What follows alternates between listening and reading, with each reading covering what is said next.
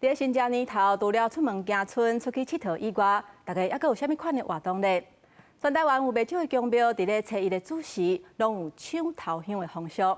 真侪民众伫咧围炉食饭饱了后，就会去庙的外口等，希望会当伫咧香炉插头一炷香，祈求新的一年会当顺顺利利。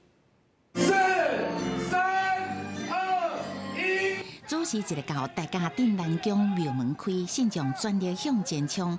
为台中大都来32会长先生，伊为饭仔门走入来了后，真溜俩把香插入去香炉，顺利抢到头香，加价值18000块大金妈祖加纪念酒炸转厝。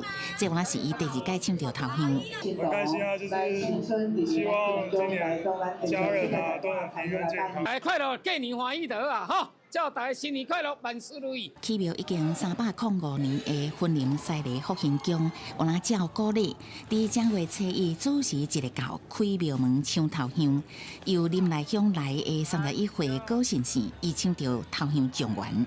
蛮累，8点钟过来排队。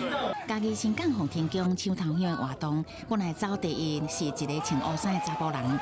伫我进香炉的时阵，好亲像甲走第2穿空衫的查甫人相弄，两个人拢跋倒去。